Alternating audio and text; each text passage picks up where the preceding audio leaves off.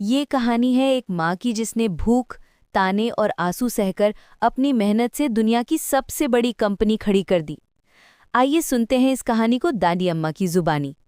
दादी अम्मा धीरे धीरे बोलते हुए कहा, बेटा, आज मैं तुझे अपनी जिंदगी की वो दास्तान सुनाऊंगी जिसे सुनकर शायद तेरे दिल में कभी भी हार मानने का ख्याल नहीं आएगा।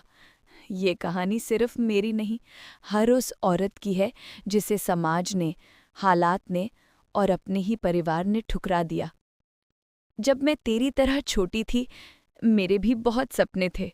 मुझे लगता था कि शादी के बाद मेरा अपना घर होगा, एक प्यारा सा परिवार होगा और मेरे पति मुझे अपने जीवन का सहारा बनाएंगे। पर बेटा, हकीकत हमेशा सपनों जैसी नहीं होती। शादी के बाद कुछ साल तक सब ठीक रहा। तेरे दादाजी शुरू में बहुत अच्छे थे, हंसमुख और मेरे बच्चों के लिए भी जिम्मेदार दिखते थे। लेकिन समय बीतने के साथ उनका स्वभाव बदलने लगा।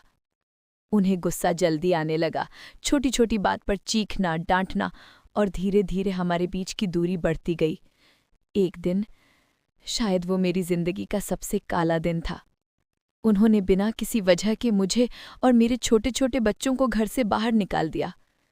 सोच बेटा, उस वक्त मेरी गोद में तेरा चाचा 1.5 साल का था और तेरे पापा सिर्फ 4 साल के।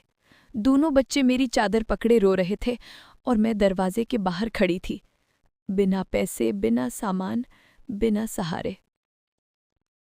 उस वक्त ऐसा लगा जैसे पूरी दुनिया अंधेरी हो गई हो। पड़ोसी खिड़की से देख रहे थे, लेकिन कोई आगे नहीं आया। रिश्तेदारों ने मुंह मोड़ लिया। हर कोई बस यही कहता, ये तुम्हारा घर का मामला है। मैंने रातें सड़कों पर बिताई, मंदिर के बाहर बच्चों को सीने से लगाकर सोई। उनके रोने की आवाज़ मेरे सीने को चीर देती थी, लेकिन मैंने अपने आंसू उनके सामने नहीं बहाए, क्योंकि मुझे पता था अगर मैं टूट गई तो मेरे बच्चे भी टूट जाएंगे। उस अंधेरे समय में मैंने खुद से एक वादा किया, मुझे किसी और पर निर्भर नहीं रहना है, मुझे अपनी मेहनत से अपने बच्चों को पालना है। मैंने काम ढूंढना शुरू किया। शुरू में कोई काम नहीं देता था। लोग ताने मारते, ये औरत घर से निकली हुई है, इस पर भरोसा मत करो। लेकिन बेटा, मैंने हार नहीं मानी। मैंने घर घर जाकर कपड़े धोए, बर्तन मांजे, कभी किसी के घर खाना पकाया। सुबह 4 बजे उठती और देर रात तक काम करती। कई बार थक कर गिर जाती, लेकिन बच्चों का चेहरा देखते ही फिर से खड़ी हो जाती। फिर मुझे सिलाई का हुनर याद आया, जो मैंने बचपन में अपनी माँ से सीखा था। मैंने उधार लेकर एक पुरानी सिलाई मशीन खरीदी और लोगों के कपड़े सिलना शुरू किया।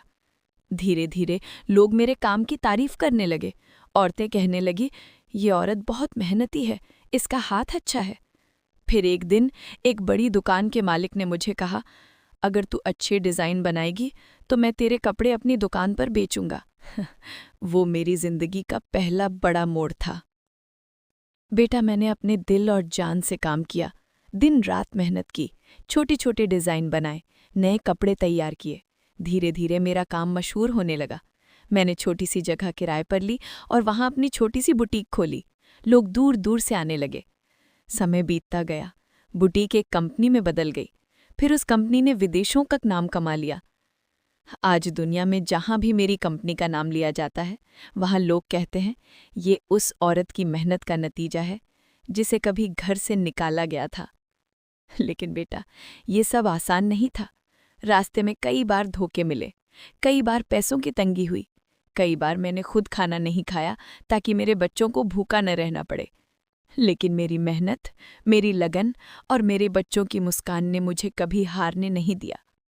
फिर एक दिन, वो दिन आया जो मेरी जिंदगी का सबसे अजीब और सबसे भावुक दिन था। मेरी कंपनी बहुत बड़ी हो चुकी थी, हजारों लोग वहां काम करते थे। एक दिन एक बुजुर्ग आदमी नौकरी के लिए इंटरव्यू देने आया। मैं मीटिंग से निकलकर ऑफिस की लॉबी में पहुंची और मेरी नज़र जैसे ही उस आदमी पर पड़ी, मेरा दिल धड़कना बंद हो गया। वो और कोई नहीं, तेरे दादाजी थे। उनका चेहरा झुर्रियों से भरा था, आंखों में थकान थी, कपड़े पुराने और फटे से थे, हाथ कांप रहे थे। उन्होंने रिज्यूमे में लिखा था कि नौकरी चाहिए चपरासी की पोस्ट के लिए। मैंने उन्हें गौर से देखा, पर बेटा, हैरानी की बात ये थी कि उन्होंने मुझे पहचाना ही नहीं। वो नहीं समझ पाए कि जिसके सामने वो खड़े हैं वही औरत है जिसे कभी उन्होंने घर से निकाल दिया था। कुछ देर के लिए मेरे दिल में गुस्सा आया। मैंने सोचा कि क्यों ना इन्हें वही दर्द महसूस कराया जाए जो इन्होंने मुझे दिया था। लेकिन अगले ही पल मेरे दिल ने कहा, नहीं, यही तो तेरी जीत है। अगर तू इन्हें माफ करेगी तो तेरी कहानी अधूरी नहीं रहेगी। मैंने उन्हें नौकरी दी और एक दिन जब सच्चाई उन्हें पता चली तो वो मेरे पैरों में गिर पड़े। उनकी आंखों से आंसू बह रहे थे। उन्होंने कहा, मुझे माफ कर दो, मैंने बहुत बड़ी गलती की थी। बेटा, मैंने उन्हें माफ कर दिया क्योंकि बदला लेने से दिल हल्का नहीं होता, लेकिन माफ करने से आत्मा को सुकून मिलता है। उस दिन उन्होंने अपने बच्चों को गले लगाया, मुझे धन्यवाद दिया और रोते रोते कहा, तुम्हारी ताकत को कभी नहीं समझ पाया। और उस दिन मैंने महसूस किया कि जिंदगी की असली जीत वही है जब हम टूटकर भी दूसरों को सहारा देते हैं। सीख और अंत। दादी अम्मा। तो बेटा, मेरी कहानी से ये सीख मिलती है, मुश्किलें आएंगी लेकिन हारना नहीं है। दूसरों की गलती पर नफरत मत पालो, बल्कि माफ करना सीखो। मेहनत, ईमानदारी और हिम्मत से इंसान अपनी तकदीर खुद लिख सकता है। याद रखना, अगर मैं कर सकती हूँ तो दुनिया की हर औरत कर सकती है। बच्चा दादी से लिपट जाता है। दादी के चेहरे पर संतोष की मुस्कान है। आसमान में सूरज पूरी तरह ढल चुका है, लेकिन उनके चेहरे पर रोशनी की चमक है।